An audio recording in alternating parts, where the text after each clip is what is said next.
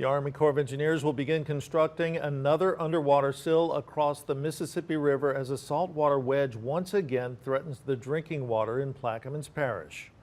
Officials with the Corps say the river's volume of water has fallen to levels that would allow salt water to move upstream.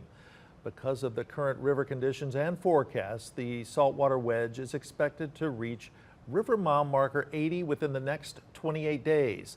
Last year, the Corps was forced to build an underwater sill near Myrtle Grove as a saltwater wedge impacted much of Plaquemines Parish and even threatened to move as far north as St. Bernard Parish.